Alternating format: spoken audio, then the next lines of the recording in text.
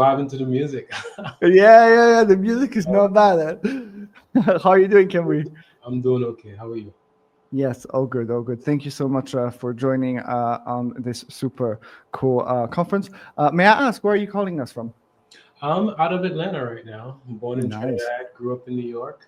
Um, been in Atlanta for a few years. Fantastic, fantastic. Well,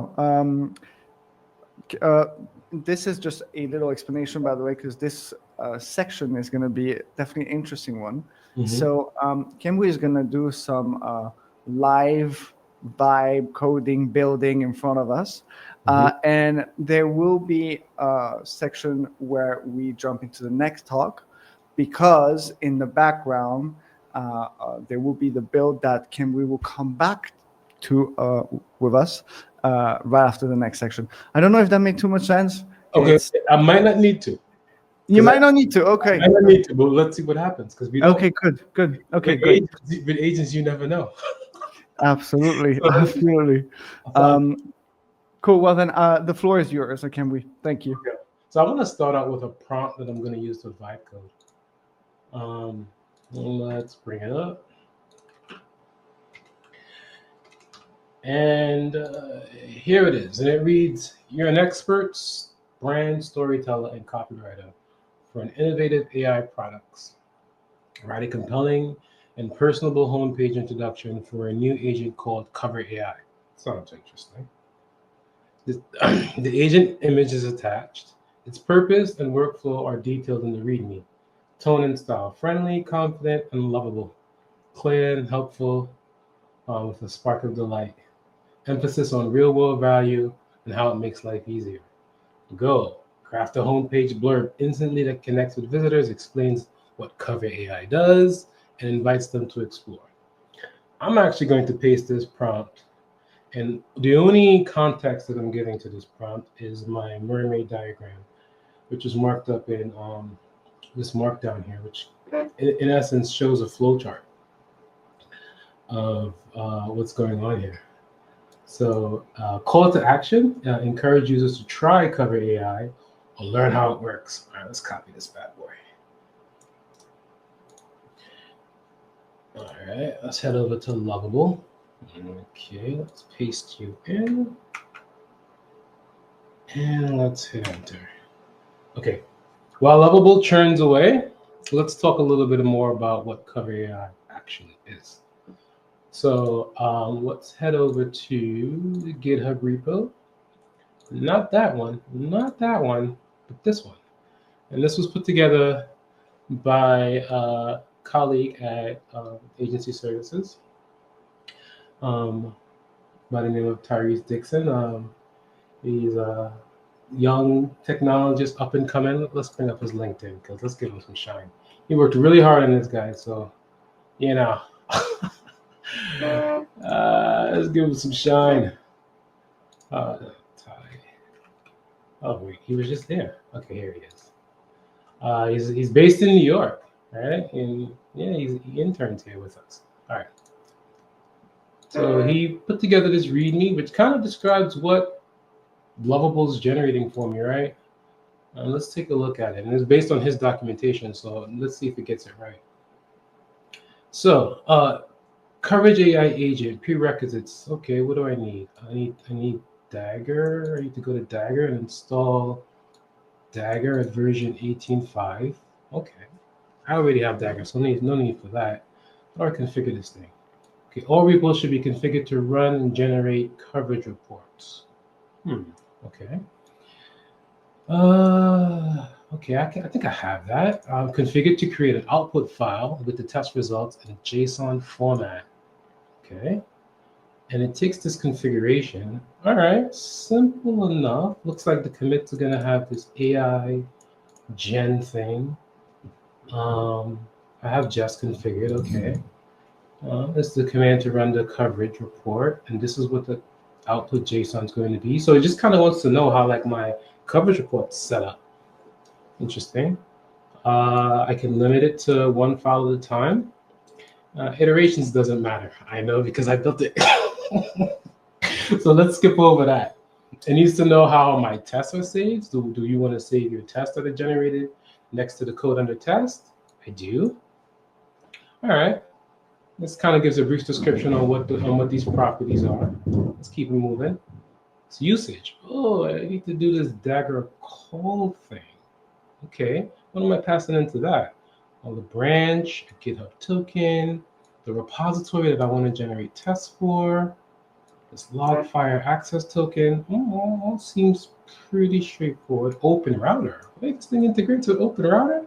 What is Open Router? Well, Open Router is a unified interface for LLMs. It's very popular amongst the AI community because it serves as like a gateway to all things LLM, and it has some really nice features to it too, like access to a ton of models from a ton of different providers. But let's get back to Tyrese's documentation. Oh, it also takes an open API. Oh, so either or. So I can provide it an open router key, or I can provide it an open API key. Okay, cool. All right. Dagger call. Okay, all right. This thing's also extensible. So out of the box, they support Jest and they support PyTest. All right. So that means all my JavaScript projects are pretty much covered, and TypeScript projects. And if I code in Python, I'm covered. But if I don't code in any of those two languages, I can build my own plugin. Let's see what I need to do to build my own plugin. I just need to implement these 4 functions: get code under tests, get the coverage HTML, get coverage reports, and parsing the test results. Okay, can I look at a sample implementation? Sure. Here's the Jest implementation. Makes sense. All right, let's go back. What else do I need? Oh, let's take a look at how this thing actually works. So here's the agentic workflow. Looks like there are 2 agents here. There's a pull request agent and there's a coverage agent. Okay, so get code under test is what the coverage agent does.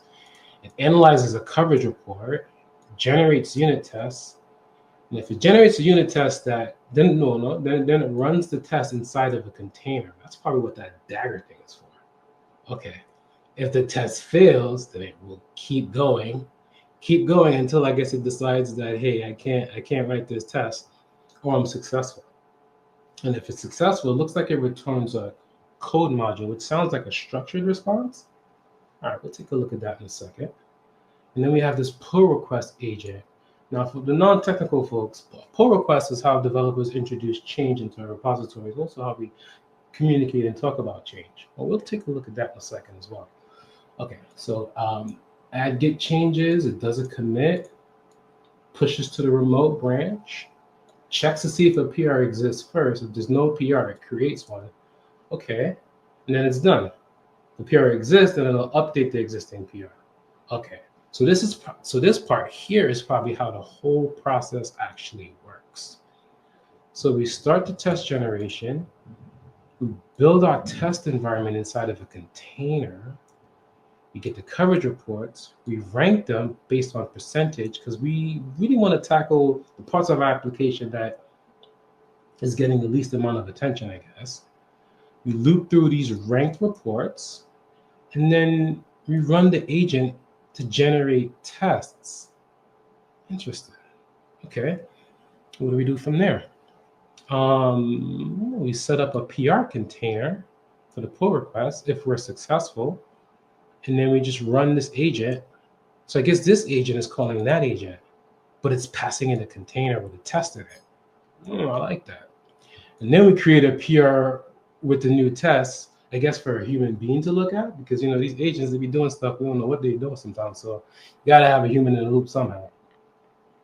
But if we generate tests and the tests fail, we still set up a PR container, and then we generate a pull request, but we give it a little bit more context as to, well, why did you fail? So maybe the human being can kind of get a head start as to, okay, this thing failed, but what's going on here? And then we also add some comments to kind of hint that human being to, hey, something has failed here. Let's go back to Lovable. I want to tell you guys a little story how I launched agency services. So I actually, beginning of the year, woke up and was just like, you know what? I had a really good year the year before. I published for, I wrote a blog about technical debt, really passionate about technical debt and testing and best practices. And I often find that developers are most productive when hurdles are removed and they're able to focus on shipping features and not much maintaining code, which can sometimes feel like a chore, bog you down, sometimes even change your day when you have a bug. I'm really passionate about that. So I was like, oh, I'll form a company around that. So let's go up to me when I decided to build this thing. I started vibe coding. Now, this thing is broken, and I know why, and I'll explain that for a second because I broke Lovable just now. I'll explain why Lovable is broken. We kind of have like a love-hate relationship, Lovable and I, because it kind of got me off the ground, but I'm a little bit of more experienced developer, and as you guys can see from all the talks that we've heard thus far about vibe coding, it comes with a byproduct of technical debt, right? That's the byproduct because you're trusting, you're saying I want this in a sentence, and then it goes off and tries to build it, but you don't really know what it's building. You don't really know what it's doing. Let me go down. Let me go down. Let me go down. Let me go down to where me and Lovable started to argue. Okay, yeah. So here we go. When you start seeing all these build failures, because eventually I got my website up, but Lovable, when I started asking it for more advanced features, it just started to fall down. So my response was, all right, how about I hop on the same branch as Lovable and start pairing with it? Let me go all the way to the bottom and just start pairing with it. And that's what I started to do. A little bit of spoilers. You guys see all these external commits coming in from Cover AI. So spoiler, what is it doing? It's generating tests. But Lovable doesn't like that because it wasn't made to generate tests and check itself. I even asked it if it could do that right here, right? I'm like, hey, can you wire up Jest? Right? So that at least I know once I reach to a point where I feel like the functionality is good, that you're actually working. And it refused to do that, so I did it myself. So let's go take a look at the long-standing running PR that I had with Lovable. One second. So this is actually my we're gonna move this repo eventually, but this is actually where I keep the source code for agency services. And 5 days ago, I opened up, Cover AI opened up this pull request. And it started to generate tests on the same branch that Lovable is actually building out my website. So this is kind of where it started about 4 days ago. And let's scroll all the way down to the bottom where we're going to see Lovable, right? Because we just asked it to update my homepage. But what ended up happening to me is that I had a solution of a website which you guys can go to. I can kind of because I want to do slides last. I'm all about showing, right? Oops. If you guys want to go to the website, you can go now. Let me put it up so you can scan it over here and go to, right, and take a look at it. But what I ended up at the end of the day was a code base that I knew nothing about, and that when it broke, it was very hard to debug. So after creating those two agents, and hold on, yeah, I'm running tests and setting up my repo to actually create a coverage report, I was able to generate, let's see how many tests I was able to generate. It basically validated everything that Lovable was doing for me actually worked. These are all unit tests. Let's see.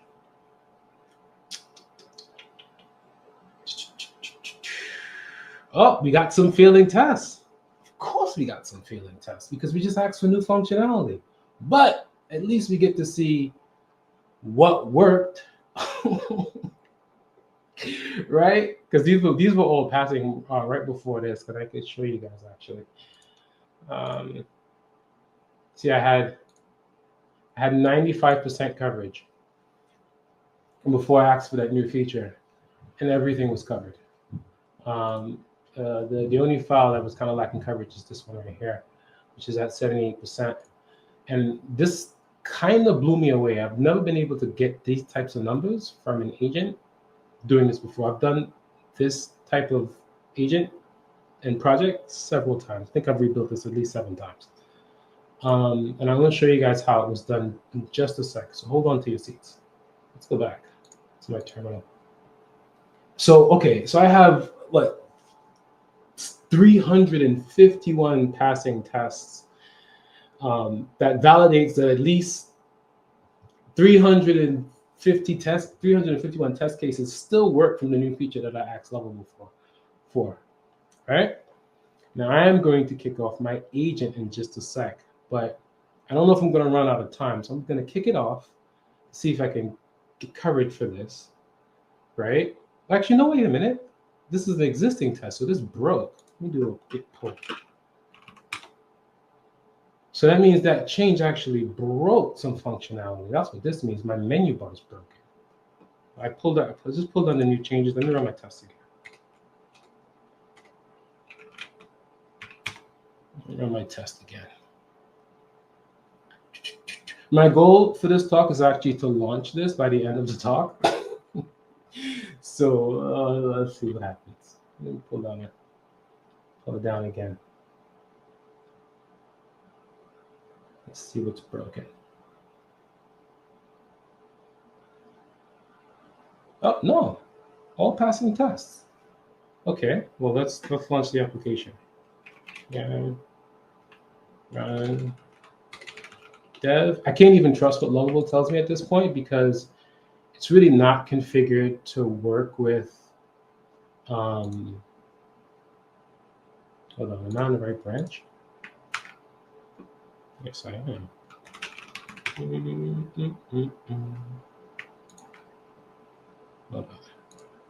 Hold on. See, live demos are dangerous. Let's see. I don't see. Maybe it's because of that broken test. I don't see that change. Let me see what's going on over here.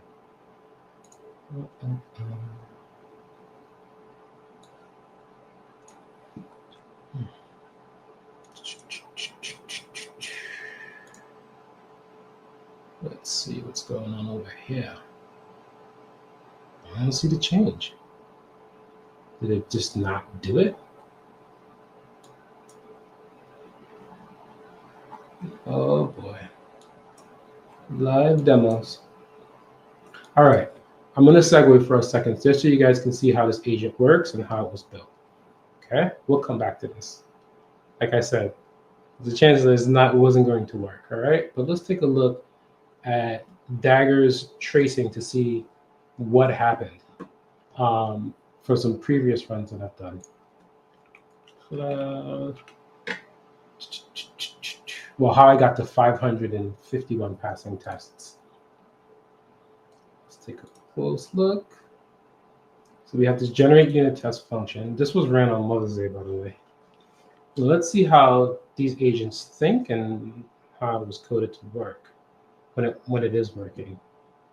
Looks like, yeah.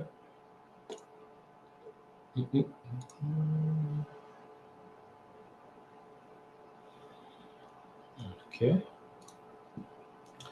Generate unit tests. All right, just some logging information here. So it looks like we're standing up 3 agents. One of these agents actually got fired during the creation of this, which is this review agent, because it was just, it didn't really serve a purpose and it was just kind of burning tokens. So you're not going to see, even though it's there in the logs, you're not going to see anything from that.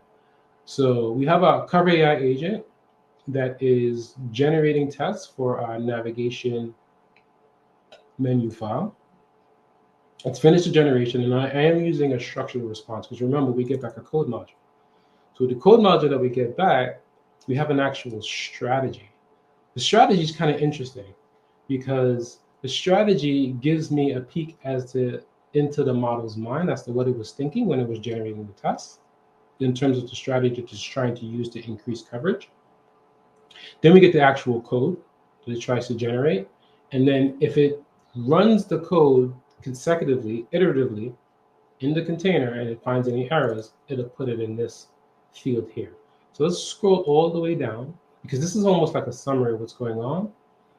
And let's scroll all the way down to where this agent's where the agent was actually running and trying to build that test. So here we are. And remember, this is all extensible. So this reporter is working with Jest. So when we click on reporter, the reporter grabs the coverage HTML, and again, it's using this Jest plugin, right?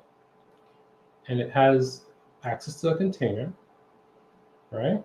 We load in the package.json because we want to understand the dependencies, okay? And let's see what the first thing that the agent does. Agent runs, and the very first thing it does is generates a test. This was on the 11th, so it was a few days ago. Okay, so it generates a test. So it wants to see if that test has any errors. So it actually executes the command inside of the container to run the test and get feedback from that. So let's take a look at that. And as you can see, the test failed because remember, we're outputting a JSON. But the reporter also has another function where we can parse it so we can get like a readable, like what actually happened. So here's the error to that. Okay, so then I was going to keep going, and it kept going, it kept going, it kept generating, it kept going. There's no need for us to look at that. So eventually, it generated a passing test because when it ran the coverage report and it tried to parse the results, there's no error here. So now that it has a passing test, it sends that passing test to the next agent, and that's our pull request agent. So let's take a look at our pull request agent and see what it's actually doing. Okay, reporter. All right, looking at the coverage. So the first thing that the pull request agent is going to do inside of this container is check the get status to see if there's anything. And it does. It finds a new file, and that's this generated navigation context menu file, right? And it's just like, okay, well, let me add that. So it adds it. And then it creates a commit message. Cover AI adds test for navigation menu to improve coverage from 0%, because we don't get that with Lovable. And then, Can we? Yep. Thank you so much for like showing us how far this can go in such a short amount of time. Okay. We are trying to wrap up with we are trying to bridge with our next speaker. Okay. That said, I just want to say massive kudos on taking it this far, because like, again, super short amount of time. And I really love like the focus you're having on test-driven development. I think, you you had the perfect, I mean, this is our thesis, right? AI native development, like everything should be like test-driven. And the fact that Lovable and all these platforms right now don't have this is an area of improvement. So, and I wanted also to thank you for showing like the community kind of like how to go about it, like how to debug, what are the issues, how you go about your workflow. So really, really appreciate it.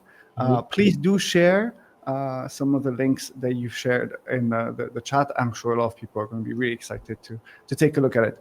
But in that, and like that said, really, really interesting to have had you on the conference.